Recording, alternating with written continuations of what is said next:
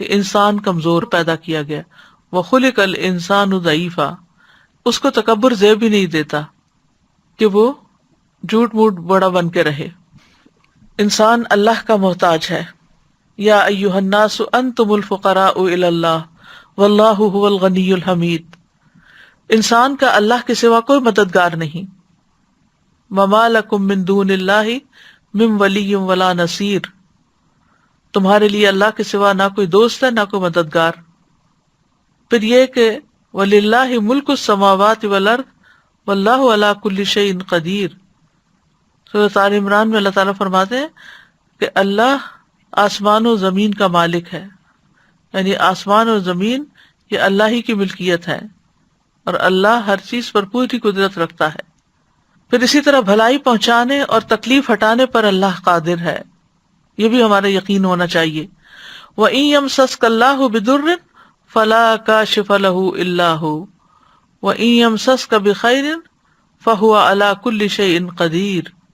اگر اللہ تجھے کوئی تکلیف پہنچائے تو اس کے سوا کوئی اسے دور کرنے والا نہیں، اور اگر وہ تجھے کوئی بھلائی پہنچائے تو وہ ہر چیز پر پوری طرح قادر ہے. پھر یہ کہ شفا اللہ ہی دیتا ہے. وَإِذَا مَرِضْتُ فَهُوَ يَشْفِينِ، اللہ ہی کو پکارنا برحق ہے. اللہ سے ہمیں اپنے غم اور دکھ کا اظہار کرنا چاہیے، جیسے یوسف علیہ السلام کے والد یعقوب علیہ السلام نے کہا انما اشکو بثی وحزنی الی اللہ.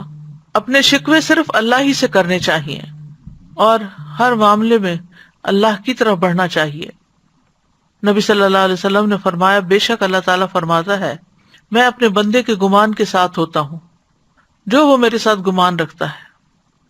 جب وہ مجھے یاد کرتا ہے میں اس کے ساتھ ہوتا ہوں، اور اگر وہ مجھے اپنے دل میں یاد کرے تو میں بھی اسے اپنے دل میں یاد کرتا ہوں. اگر وہ مجھے بھری محفل میں یاد کرے تو میں اسے اس سے بہتر محفل میں یاد کرتا ہوں. اگر وہ میری طرف ایک بالشت آئے تو میں اس کی جانب ایک گز نزدیک ہوتا ہوں. اگر وہ مجھ سے ایک گز قریب ہو تو میں اس سے 2 گز قریب ہوتا ہوں. اگر وہ میری طرف چلتا ہوا آئے تو میں دوڑتا ہوا اس کے پاس جاتا ہوں. یعنی اس کا مطلب کیا ہے؟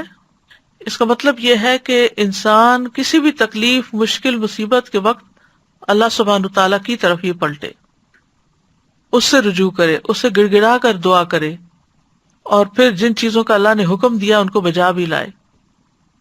ہمیشہ اللہ سے اچھا گمان رکھنا چاہیے، ہر حال میں اللہ سے راضی رہنا چاہیے، اللہ ہی پر بھروسہ رکھنا چاہیے. دوسرا یہ کہ دنیا کی فکر چھوڑ کر آخرت کی فکر کرنی چاہیے. نبی صلی اللہ علیہ وسلم نے فرمایا جو اپنے غموں کو ایک ہی غم بنا لے، یعنی آخرت کا غم، تو اللہ دنیا کے غموں سے اسے کفایت کرے گا. حدیث میں یہ آتا ہے جس شخص کا مقصد اور اس کی حرص دنیا ہو وہی اس کا ہدف بن جائے اور اسی کی نیت وہ کرتا ہو تو اللہ تعالیٰ اس کی آنکھوں کے سامنے اس کا فقر و فاقہ کر دیتے ہیں، اس پر اس کے معاملات بکھیر دیتے ہیں، اور اس کو اس سے اتنا ہی ملتا ہے جو اس کے لیے لکھ دیا گیا ہو. اور جس شخص کا مقصد اور اس کی حرص آخرت ہو اور وہی اس کا ہدف بن جائے اور اسی کی نیت کرتا ہو تو اللہ تعالیٰ اس کے دل میں غنا ڈال دیتے ہیں اور اس کے معاملات کو یکجا کر دیتے ہیں اور دنیا اس کے پاس ذلیل ہو کر آتی ہے. تیسرے یہ کہ اجر پر نظر رکھنی چاہیے. نبی صلی اللہ علیہ وسلم نے فرمایا مومن مرد اور عورت پر جسمانی یا مالی یا اولاد کی طرف سے مستقل پریشانیاں آتی رہتی ہیں، یہاں تک کہ جب وہ اللہ سے ملتا ہے تو اس کا ایک گناہ بھی باقی نہیں رہتا. ایک اور حدیث میں آتا ہے کہ جتنی بڑی مصیبت ہوگی اتنا ہی بڑا اجر ہوگا، اور جب اللہ کسی قوم سے محبت کرتا ہے تو اس کو آزمائش میں مبتلا کر دیتا ہے. پھر یہ کہ مومن کے لیے ہر غم، تکلیف اور ڈپریشن بھی باعث اجر ہوتا ہے. نبی صلی اللہ علیہ وسلم نے فرمایا کسی مومن آدمی کے پاس جب کوئی تکلیف یا ایذا، بیماری یا رنج، یہاں تک کہ اگر اسے کوئی فکر ہی ہو تو اس سے اس کے گناہوں کا کفارہ کر دیا جاتا ہے. پھر اسی طرح آپ نے فرمایا کہ مسلمان کو جو بھی تکلیف پہنچتی ہے تو وہ اس کے گناہوں کا کفارہ ہو جاتی ہے، یہاں تک کہ چوٹ بھی اسے لگتی ہے یا اسے کوئی کانٹا بھی چبھتا ہے تو وہ بھی اس کے گناہوں کا کفارہ ہو جاتا ہے. چوتھی بات ہے مثبت مشغولیت اپنائی جائے، اچھے کام میں مصروف ہوں.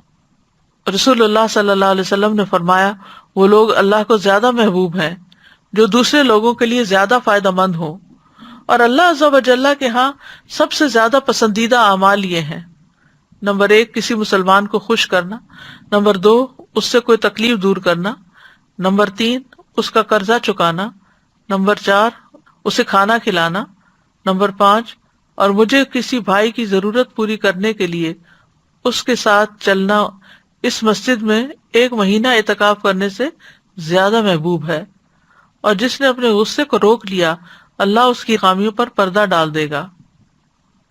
پھر دوسروں کی پریشانیاں حل کرنے سے انسان کی اپنی پریشانیاں دور ہوتی ہیں۔ حدیث میں آتا ہے جو اپنے بھائی کی مدد میں لگا رہتا ہے اللہ اس کی مدد میں لگ جاتا ہے۔ 5ویں چیز ہے کثرت سے اللہ کا ذکر کرنا، کیونکہ اللہ کے ذکر سے دلوں کو اطمینان ملتا ہے، غم دکھ پریشانیاں دور ہوتی ہیں۔ اللہ کا ذکر زندگی دیتا ہے، ذکر سے قوت ملتی ہے۔ اللہ کا ذکر پریشانی سے نجات کا باعث بنتا ہے، شیطانی حملوں سے بچاؤ کا مضبوط قلعہ ہے۔ ذکر کے کچھ فائدے امام ابن قیم نے اپنی کتاب الوابل الصیب میں کیے ہیں۔ نمبر 1 یہ شیطان کو بھگا دیتا ہے، اس کا قلع کما کرتا ہے، اس کی قوت کو توڑ دیتا ہے۔ نمبر 2 یہ رحمان عز و جل کو راضی کرتا ہے۔ نمبر 3 یہ دل سے غم اور پریشانی کو دور کرتا ہے۔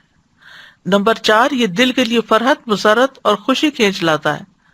نمبر 5 یہ دل اور جسم کو طاقت بخشتا ہے۔ نمبر 6 یہ دل اور چہرے کو منور کرتا ہے۔ نمبر 7 یہ رزق کو کھینچ لاتا ہے۔ نمبر 8 یہ ذکر کرنے والے کو روب، حلاوت اور تازگی کا لباس پہناتا ہے۔ تو یہ ہیں کچھ فائدے جو انہوں نے مشاہدات سے اخذ کیے ہیں۔ اس سے یہ پتہ چلتا ہے کہ پریشانیوں میں انسان کو اللہ ہی کی طرف رجوع کر کے اللہ ہی کے ذکر کی کثرت کرنی چاہیے، اور پھر نماز سے بھی مدد حاصل کی جائے، کیونکہ نماز سے مدد لینے سے خوف اور غم دور ہو جاتے ہیں۔ نماز اللہ سبحانہ وتعالیٰ کے قریب ہونے کا بہترین ذریعہ ہے۔ غم اور پریشانی میں نماز کا سہارا لینا چاہیے۔ نمازوں کی حفاظت کرنے سے اللہ کی حفاظت ملتی ہے، خصوصاً فجر کی نماز کی حفاظت کرنے والا اللہ کی حفاظت میں ہوتا ہے۔ چاشت کی 4 رکعات پڑھنا دن بھر کے لیے کافی ہو جاتی ہیں۔ 7ویں چیز اس سے بڑی مصیبت کو یاد کرنا، یعنی جب کوئی مصیبت آئے تو سوچیں کہ اس سے بڑی بھی آ سکتی تھی، تو دل میں شکر پیدا ہوگا، اور جو شکر ادا کرتا ہے اللہ تعالیٰ اس کی نعمت کو محفوظ رکھتے ہیں اور اس کو اس سے بھی بہتر عطا کرتے ہیں۔ پھر یہ کہ اپنے سے نیچے والوں کو دیکھا جائے، انبیاء کی آزمائشوں تکلیفوں کے بارے میں جانا جائے، تاکہ ہمیں اپنی تکلیفیں بہت بڑی نہ لگیں۔